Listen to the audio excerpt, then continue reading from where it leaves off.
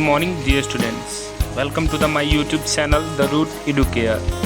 अगर आप इस चैनल पर नए हैं तो सबसे पहले हमारे इस चैनल को लाइक कीजिए, सब्सक्राइब कीजिए और इसे अपने दोस्तों के साथ शेयर कीजिए।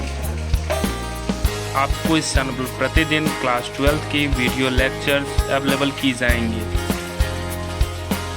आप इस चैनल को सब्सक्राइब करके प्रतिदिन क्लास 12 की वीडियो लेक्चर को पा सकते हैं।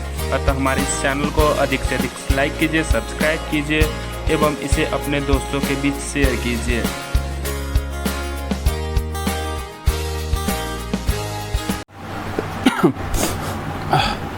Good morning dear students, I am Anurag. Welcome to the my YouTube channel the Root Educare. अगर आप हमारे इस चैनल पर नए हैं तो हमारे इस चैनल को अधिक से अधिक लाइक कीजिए, सब्सक्राइब कीजिए एवं इसे अपने दोस्तों के बीच शेयर कीजिए। आपको इस चैनल पर प्रतिदिन आपके क्लास 12 से संबंधित पाठ्य सामग्री आपको प्रतिदिन डाली जाएंगी।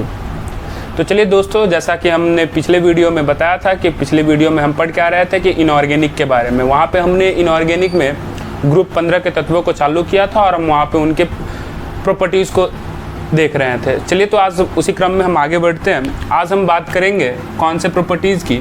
तो आज हम बात करेंगे, देखिए कल हम इससे पढ़े थे परमाणु त्रिज्या एवं आयनिक त्रिज्या के बारे में। फिर हमने पढ़ा था आयनन एंथैल्पी, आयनन विभव के बारे में। आज जो हमारी टॉपिक है वो है हमारी विद्युत ऋणात्मकता है। वो हमारी क्या है? विद्युत ऋणात्मकता है। दोस्तों, विद्युत ऋणात्मकता क्या होती है? तो आपको पता होगा, ऋणात्मकता कहने का मतलब इलेक्ट्रॉन को ग्रहण करने की क्षमता से है कि किस तत्व में कितनी इलेक्ट्रॉन ग्रहण करने की इफिशियंसी है, उसको हम क्या कहेंगे? विद्युत ऋणात्मकता कहते हैं। चलिए देखते हैं। तो याद रखेंगे कि नाइट्रोजन हो गया, फास्फोरस हो गए, या फिर आर्सेनिक हो गया, या फिर एंटीमनी हो गया, या फिर बिस्मथ हो गए। अगर इन तत्वों की बात करें तो अगर ये आप ऊपर से नीचे आओगे ना तो ऋणात्मकता क्या होती है? ऋणात्मकता घटती है। क्या होती है? घटती है। विद्युत ऋणात्मकता घटती है ऊपर से नीचे। ये हम वर्ग की बात कर रहे हैं। ये कहाँ पे है? वर्ग में। अब देखिए, वर्ग में तो ऐसे नहीं होता। आप कहोगे कि सर वर्ग में आप ऐसे बता रहे हो, तो आप ऐसे मत समझो। अगर आपको प्रॉब्लम हो रही है तो आप ऐसे लिख लो। ये वर्ग की बात कर रहे हैं कि जब आप ऊपर से नीचे आओगे तो फिर आपकी ऋणात्मकता क्या होती है कि ऊपर से नीचे आओगे तो ऋणात्मकता घटती है। क्यों घटती है? तो कल ही मैंने आपको बताया था कि जैसे जैसे आप वर्ग में ऊपर से नीचे आओगे, वर्ग में ऊपर से आप क्या करोगे? नीचे आओगे, विद्युत ऋणात्मकता घटती है क्योंकि परमाणु आकार बढ़ता है। क्या होता है? परमाणु आकार क्या होता है? बढ़ता है। याद रखेंगे साथियों कि जैसे जैसे परमाणु आकार बढ़ेगा आपके उस तत्व में इलेक्ट्रॉन ग्रहण करने की क्षमता क्या होती जाती है? कम होती जाती है। तो आप लिख सकते हो, यहाँ पे लिख लीजिएगा कि वर्ग में ऊपर से नीचे आने पर, वर्ग में ऊपर से नीचे आने पर परमाणु संख्या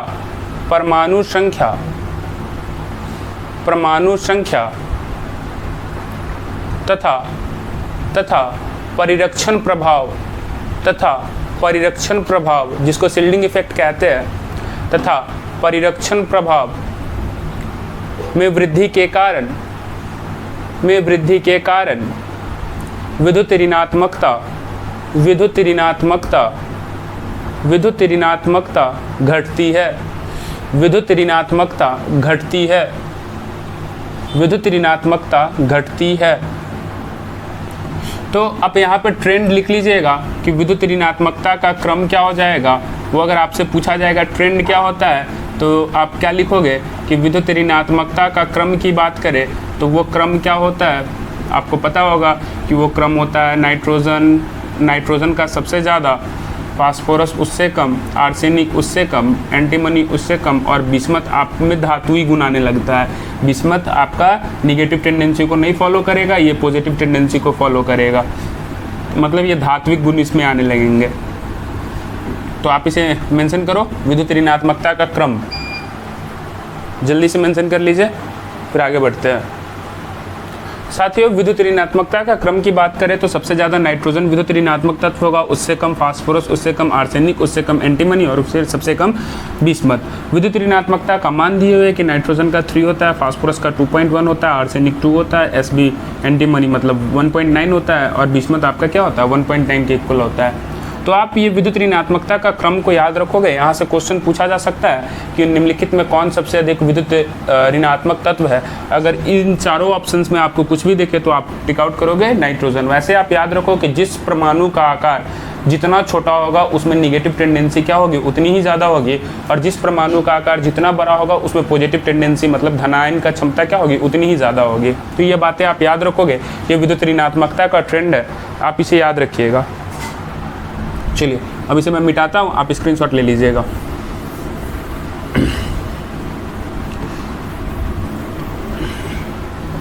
ये तो था वर्ग में, अब हम बात करते हैं विद्युत ऋणात्मकता की बातें कहाँ करेंगे, आवर्त में। आवर्त में आपको कल से मैं बता रहा हूँ कि 15 में आपके वर्ग 15 में नाइट्रोजन होंगे, वर्ग 14 मतलब कार्बन, और फिर यहाँ पे अगर सेम आवर्त की बात करें तो यहाँ पे आपको पता है कार्बन, नाइट्रोजन और क्या होंगे, ऑक्सीजन होंगे। तो अब आपको यहाँ पे डिस्कस करना है कि विद्युत ऋणात्मकता किसकी ज़्यादा है, इन तीनों में कार्बन की ज़्यादा, नाइट्रोजन की ज़्यादा या फिर ऑक्सीजन की ज़्यादा।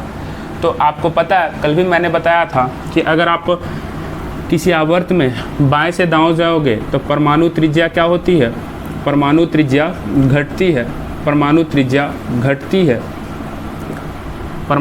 घटती है। तो सबसे छोटा आकार किसका होगा, ऑक्सीजन का आकार सबसे छोटा होगा। दैट मीन्स इसकी ऋणात्मकता क्या हो जाएगी, ऋणात्मकता ज़्यादा होगी। तो आप याद रखिएगा कि अगर हम बात करें किसी आवर्त में, तो अगर आवर्त में हम बाएं से दाएं जाते हैं तो विद्युत ऋणात्मकता क्या होती है, बढ़ती है। तो अगर इन तीनों तत्वों की बात की जाए तो इसमें सबसे अधिक विद्युत ऋणात्मक क्या होगा, तो वो क्या होगा बुआ, ऑक्सीजन होगा। विद्युत ऋणात्मकता सबसे ज़्यादा किसकी होगी, तो विद्युत ऋणात्मकता ऑक्सीजन की क्या होंगी, बहुत ही ज़्यादा होंगी, मतलब इन तीनों में। चलिए आप इसे याद रखिएगा, आगे बढ़ते हैं। इसे ऐसे ही नोट कर लीजिएगा कि आवर्त में किसी मतलब आवर्त वाले हेडिंग में पैराग्राफ चेंज करके आप लिख लेना कि नाइट्रोजन की विद्युत ऋणात्मकता कार्बन से अधिक परंतु ऑक्सीजन से कम होती है, कार्बन से अधिक परंतु ऑक्सीजन से कम होती है। फिर आप इसे नोट कर लीजिएगा ऐसे ही, फिर मैं आगे बढ़ता हूँ। चलिए हो गया होगा, आप स्क्रीनशॉट ले लीजिए। चलो अब नेक्स्ट टॉपिक की मैं बातें करूँगा। तो नेक्स्ट टॉपिक अगर हम बातें करेंगे तो वो पढ़ेंगे आगे। तो आगे मैं बात कर रहा हूँ क्वथनांक की, जिसको कहते हैं बॉइलिंग पॉइंट। इसे नोट कीजिएगा बॉइलिंग पॉइंट को, फिर आगे बढ़ते हैं। तो चलिए साथियों क्वथनांक के बारे में हम यहाँ पे पढ़ते हैं। तो याद रखेंगे कि जैसे जैसे परमाणु आकार बढ़ता जाता है क्वथनांक में भी क्या होती है, वृद्धि होती रहती है। परमाणु आकार जैसे जैसे बढ़ेगा क्वथनांक में भी क्या होगी, वृद्धि होगी। तो यही बातों को हमको यहाँ पे लिखना है कि लिखेंगे वर्ग में ऊपर से नीचे आने पर सेलों की संख्या में वृद्धि के कारण परमाणु आकार बढ़ता है जिससे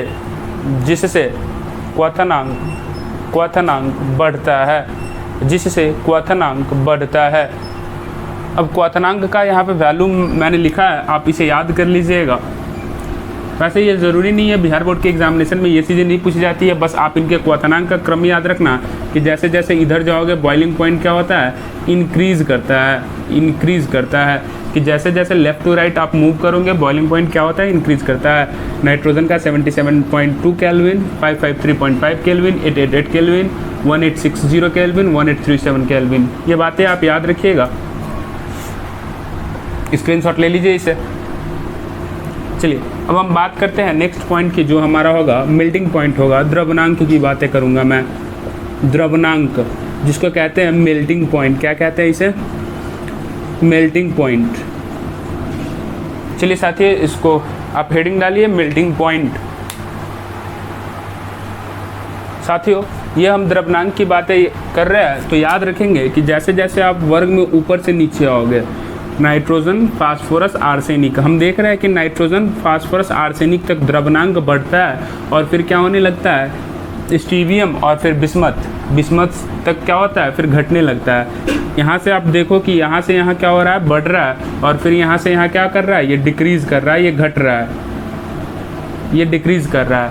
तो साथियों इसे आप ऐसे समझ सकते हो कि ये जनरली अधातु होते हैं, ये +5 ऑक्सीडेशन स्टेट को प्रदर्शित करते हैं। कहने का मतलब ये 5 कोवालेंट बॉन्ड का निर्माण करते हैं, जबकि आर्सेनिक के बाद अगर हम मूव करेंगे स्टीवियम पे और बिस्मथ पे तो इनमें 5 ऑक्सीडेशन स्टेट की टेंडेंसी नहीं होती है, इनमें जनरली +3 ऑक्सीडेशन स्टेट की टेंडेंसी आती है। इसलिए ये 5 कोवालेंट बॉन्ड का फॉर्मेशन ना करके कितने कोवालेंट बॉन्ड का फॉर्मेशन करेंगे, 3। इसलिए इनके क्वथनांक क्या होते हैं, निम्न होते हैं, घटते जाते हैं। तो इसी बात को लिखेंगे कि नाइट्रोजन से आर्सेनिक तक द्रव्यनांक बढ़ता है, फिर यह घटने लगता है, क्योंकि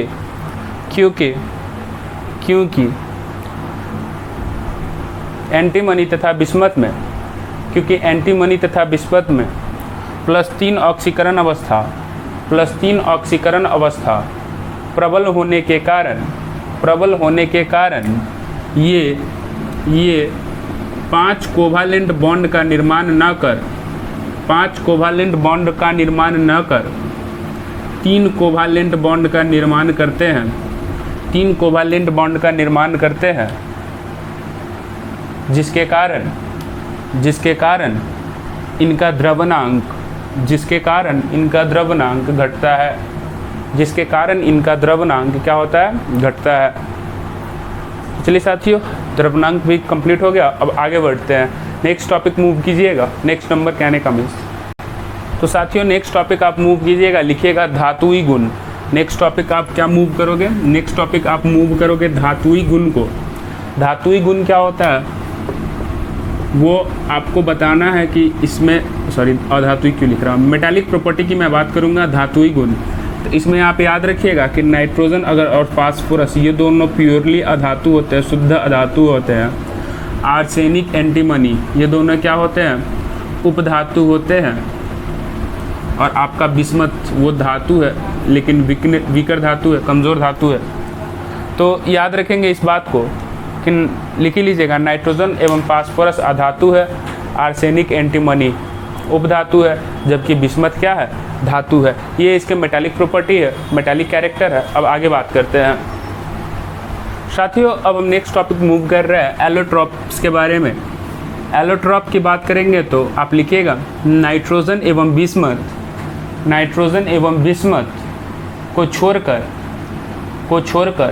अन्य सभी तत्व अपरूपता प्रदर्शित करते हैं। नाइट्रोजन एवं बिस्मथ को छोड़कर अन्य सभी तत्व अपरूपता प्रदर्शित करते हैं। याद रखेंगे फास्फोरस के अपरूप क्या क्या होंगे, काला फास्फोरस, श्वेत फास्फोरस, लाल फास्फोरस, बैंगनी फास्फोरस भी होते हैं। आर्सेनिक की बात करें तो वैसे ही येलो और ग्रे आर्सेनिक होता है। अगर एंटीमनी की बात करें तो सिल्वर ग्रे एंटीमनी और फिर येलो एंटीमनी होते हैं। तो ये इसके एलोट्रॉप्स है। यहाँ से एक क्वेश्चन आपके बोर्ड एग्जामिनेशन में, बिहार बोर्ड एग्जामिनेशन में ऑब्जेक्टिव के रूप में पूछी जाती है कि लाल एवं श्वेत फास्फोरस है। यहाँ पे ऑप्शंस दे देता है आपको समस्थानिक, संभारिक, अपरूप, इनमें से कोई नहीं। तो याद रखेंगे ये लाल और श्वेत फास्फोरस एक दूसरे के क्या है वो, तो ये एक दूसरे के अपरूप है। तो यहाँ से ये चीज़ें आती हैं आपके बोर्ड एग्जामिनेशन में, आप इसे याद रखेंगे।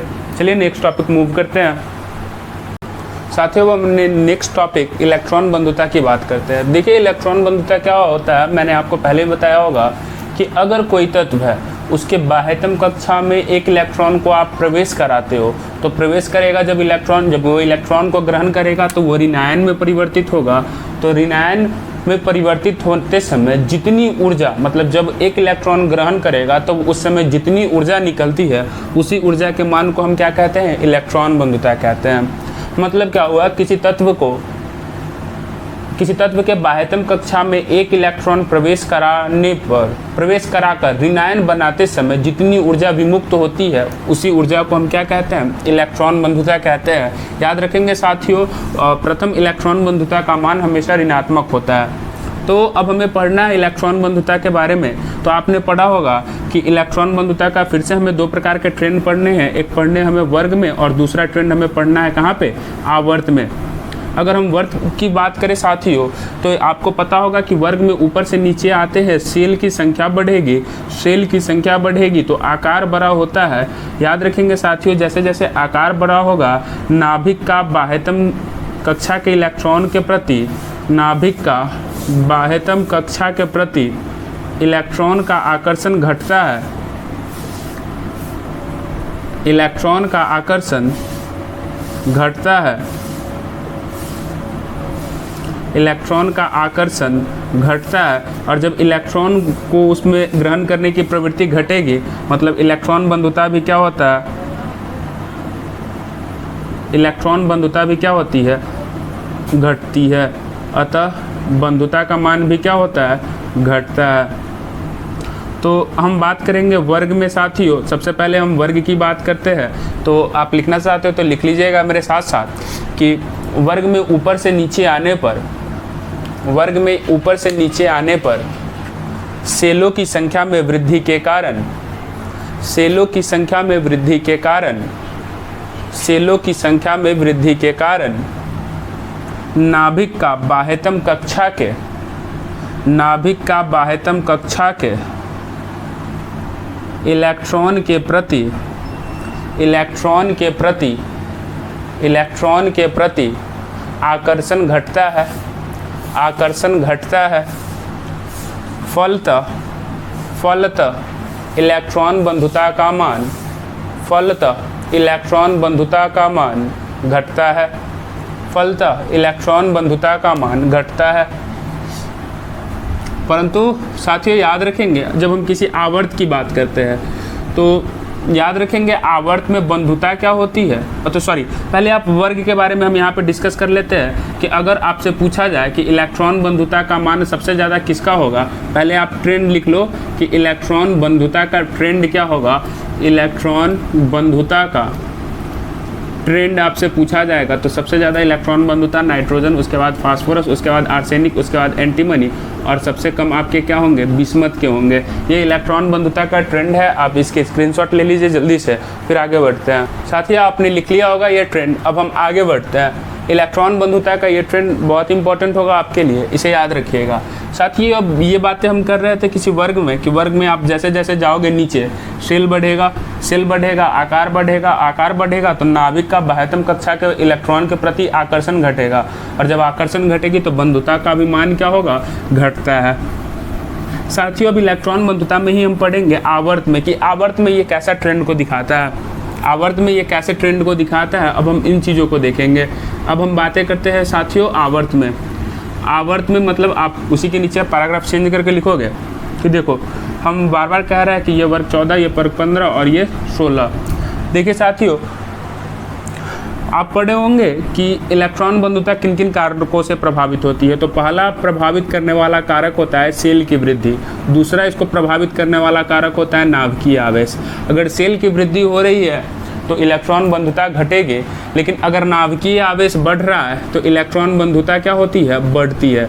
तो साथियों मन में एक सवाल उठता है कि सेल जब बढ़ रहा है तो उस कंडीशन में भी तो हमारा नाभिकीय आवेश बढ़ता है। तो साथियों आप याद रखिएगा कि सबसे ज़्यादा जो प्रभाव करने वाला फैक्टर होता है वो सेल की वृद्धि होती है। यद्यपि उस केस में भी हमारा नाभिकीय आवेश बढ़ता है परंतु वहाँ पे सबसे ज़्यादा प्रभाव किसका माना जाता है साथियों, सेल की वृद्धि का माना जाता है। तो आप कह सकते हो कि अगर सेल की वृद्धि हो रही है तो इलेक्ट्रॉन बंधुता क्या हो जाएगा, घटेगा। अब साथियों हम बात करते हैं आवर्त में। तो आवर्त में आपको पता है कि यहाँ पे आप जैसे जैसे बाएं से दाएं जाओगे नाभिकीय आवेश में क्या होती है, एक वृद्धि होती है। नाभिकीय आवेश में क्या होती है, एक वृद्धि होती है। तो नाभिकीय आवेश में वृद्धि हो रही है तो इलेक्ट्रॉन बंधुता भी क्या होगी, बढ़ेगी। इलेक्ट्रॉन सॉरी ऋणात्मकता मैं क्यों लिख रहा, इलेक्ट्रॉन बंधुता भी क्या होगी, बढ़ेगी। इलेक्ट्रॉन बंधुता बढ़ती है क्यों बढ़ती है? क्योंकि नाभिकीय आवेश बढ़ता है, तो नाभिकीय आवेश बढ़ेगा। तो कल भी समझाए थे कि जब नाभिकीय आवेश बढ़ता है तो बाह्यतम कक्षा का जो इलेक्ट्रॉन होता है वो नाभिक की ओर खिंच जाता है, मतलब नाभिकीय आकर्षण बल का मान बढ़ता है। और जब वो टाइटली बॉन्डेड होंगे तो आपका एनर्जी ज़्यादा रिलीज होगा। तो आप याद रखोगे कि आवर्त में बाएं से दाएं जाने पर इलेक्ट्रॉन बंधुता बढ़ती है। इलेक्ट्रॉन बंधुता क्या होती है? बढ़ती है। अगर आपसे पूछा जाएगा साथियों कि अगर नाइट्रोजन और ऑक्सीजन की बात करें तो इसमें इलेक्ट्रॉन बंधुता किसका ज़्यादा होगा, तो आप क्या कहोगे? पहले नाइट्रोजन ऑक्सीजन की हम बातें बाद में करते हैं, पहले कार्बन की कर लेते हैं, क्योंकि आपके क्वेश्चन यहाँ से एग्जाम में पूछे गए हुए हैं। कि देखिए कि कार्बन और नाइट्रोजन की बात करें तो मैंने अभी आपको बताया कि जैसे जैसे बाएं से दाएं जाओगे इलेक्ट्रॉन बंधुता बढ़ती है, लेकिन यहाँ पे तो बहुत बड़ा बवंडर हो जाता है अगर आप ऐसे कहोगे, क्योंकि ये एक्सेप्शनल केस आता है, ये एक्सेप्शंस है। एक्सेप्शनल केस क्या है? कहने का मतलब हमने बताया कि ऐसे जाओगे तो बाएं से दाएं जाओगे तो इलेक्ट्रॉन बंधुता बढ़ती है, परंतु ये अपवाद का केस है। आपसे पूछा जाएगा कार्बन एवं नाइट्रोजन में किसकी बंधुता ज़्यादा है, तो इस हिसाब से तो आप कह दोगे कि नाइट्रोजन की ज़्यादा है, परंतु गलत हो जाएगा क्योंकि ये एक्सेप्शन है। यहाँ पे नाइट्रोजन की बंधुता ज़्यादा नहीं होंगी, यहाँ पे बंधुता ज़्यादा किसका होगा? कार्बन का होगा। किसकी बंधुता ज़्यादा होगी? तो आप ये एक्सेप्शंस को आप याद रखोगे कि कार्बन की बंधुता क्या होती है, यहाँ पे इसका ज़्यादा होता है, इसका कम होगा और फिर इसका क्या होगा? ज़्यादा होगा। ये एक्सेप्शनल केस है और मैं आपको बार बार बताता हूँ कि एक्सेप्शनल केस आपके एग्ज़ाम में पूछे जाते हैं। तो आप लिख लो पैराग्राफ चेंज करके कि वर्ग 15 के तत्वों की इलेक्ट्रॉन बंधुता, वर्ग 15 के तत्वों की इलेक्ट्रॉन बंधुता वर्ग 14 के तत्वों से कम, वर्ग 14 के तत्वों से कम, परंतु वर्ग 14 के तत्वों से कम होती है। वर्ग 14 के तत्वों से कम होती है। 16 से भी कम होता है तो उसको लिखना कोई ज़रूरी नहीं है। अब देखिए साथियों, यहाँ से हमें ये क्वेश्चंस को याद रखना है क्योंकि ये क्वेश्चन आपके जस्ट तुरंत 2018 के एग्जामिनेशंस में पूछे गए हुए थे। 2 नंबर का सवाल था आपका। सवाल क्या था साथियों, अब हम उसको देखते हैं। सवाल आप जान ही रहे होंगे, ये सवाल आप अपने नोटबुक में ज़रूर मेंशन कीजिएगा कि कार्बन और नाइट्रोजन में, क्वेश्चन आपसे कह रहा है कार्बन और नाइट्रोजन में इलेक्ट्रॉन बंधुता किसकी अधिक है और क्यों? इलेक्ट्रॉन बंधुता किसकी अधिक है और क्यों? किसकी अधिक है और क्यों? ये आपको रीज़न इसको एक्सप्लेन करने हैं। तो रीज़न तो हम सिंपल वे में एक्सप्लेन कर सकते हैं। अगर आपने 11th में पढ़ा होगा कि इलेक्ट्रॉन बंधुता को प्रभावित करने वाले कौन कौन से फैक्टर है, तो उसकी सहायता से तो आप 1 मिनट में एक्सप्लेन कर सकते हो। अगर आपको ध्यान नहीं है तो चलो मैं यहाँ पे बताता हूँ। सबसे पहले इन दोनों का मैं कॉन्फ़िगरेशन लिखूँगा, विन्यास लिखूँगा। तो कल भी मैंने बताया था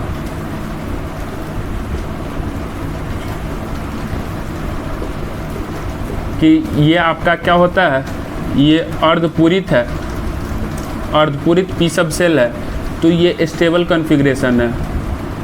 तो ये आपका कैसा है? अस्थाई विन्यास है, अस्थाई विन्यास है। अब देखिए साथियों, पहले हमने यहाँ पे दोनों का विन्यास लिख लिया। अब आप खुद से बताओ कि कार्बन और नाइट्रोजन में किसका विन्यास अस्थाई है। तो आपको देख के लग रहा है कि यहाँ पे अर्धपूरित पी सब सेल है, तो इसका विन्यास क्या होगा? ज़्यादा स्टेबल होगा कार्बन की तुलना में। तो अब ये अस्थाई चीज़ें हैं, तो क्या इसमें इलेक्ट्रॉन ग्रहण करने की टेंडेंसी होंगे? क्या इलेक्ट्रॉन ग्रहण करना चाहेगा ये? नहीं, क्योंकि ये पहले से ही स्टेबल है। तो इलेक्ट्रॉन ग्रहण करने की प्रबलता किस में ज़्यादा होगी? कार्बन में। और मैंने आपको बताया है कि अगर इलेक्ट्रॉन ग्रहण करने की टेंडेंसी ज़्यादा है तो इलेक्ट्रॉन बंधुता भी क्या होती है? ज़्यादा होती है। तो इसके रीज़न आप एक्सप्लेन कर सकते हो। आंसर मैं आपको लिखवा देता हूँ, आप लिख लो। सबसे पहले आंसर में ये इलेक्ट्रॉनिक कॉन्फ़िगरेशन लिख लीजिए, फिर मैं आपको लिखवाता हूँ। लिखेंगे कार्बन एवं नाइट्रोजन में, कार्बन एवं नाइट्रोजन में, कार्बन एवं नाइट्रोजन में कार्बन की इलेक्ट्रॉन बंधुता, कार्बन की इलेक्ट्रॉन बंधुता अधिक है, कार्बन की इलेक्ट्रॉन बंधुता अधिक है। क्योंकि क्योंकि क्योंकि नाइट्रोजन, क्योंकि नाइट्रोजन का पी सब सेल, क्योंकि नाइट्रोजन का पी सब सेल अर्धपूरित है, क्योंकि नाइट्रोजन का पी सब सेल अर्धपूरित है, क्योंकि नाइट्रोजन का पी सब सेल अर्धपूरित है, अतः यह अस्थायी विन्यास को प्राप्त करता है, अतः यह अस्थायी विन्यास को प्राप्त करता है। इसलिए इसमें इलेक्ट्रॉन ग्रहण करने की प्रवृत्ति कम होती है, इसलिए इसमें इलेक्ट्रॉन ग्रहण करने की प्रवृत्ति कम होती है, इसलिए इसमें इलेक्ट्रॉन ग्रहण करने की प्रवृत्ति कम होती है, इसलिए इसकी इलेक्ट्रॉन बंधुता का मान भी कम होता है, जिससे इसकी इलेक्ट्रॉन बंधुता का मान भी क्या होता है, कम होता है। तो चलिए साथियों, आज का हम यहीं तक समाप्त करते हैं इस सेशन को, फिर मिलेंगे कल एक नए वीडियो के साथ। तो साथियों, मेरा आपसे एक यही अनुरोध है कि हमारे इस चैनल को अधिक से अधिक लाइक कीजिए, सब्सक्राइब कीजिए और इसे अपने दोस्तों के बीच शेयर कीजिए, ताकि ज़्यादा से ज़्यादा विद्यार्थी हमसे जुड़ सके। और इस लॉकडाउन पीरियड में वो चूँकि उनकी सारी क्लास जो ऑफलाइन क्लास है वो बंद है, तो इस पीरियड में भी वो अपनी पढ़ाई को बिना किसी बाधा के जारी रख सकते हैं हमारे चैनल से जुड़कर। तो साथियों, हमारे इस चैनल को अधिक से अधिक लाइक कीजिए, सब्सक्राइब कीजिए और इसे अधिक से अधिक शेयर कीजिए। चलिए, थैंक यू, आज के लिए इतना ही।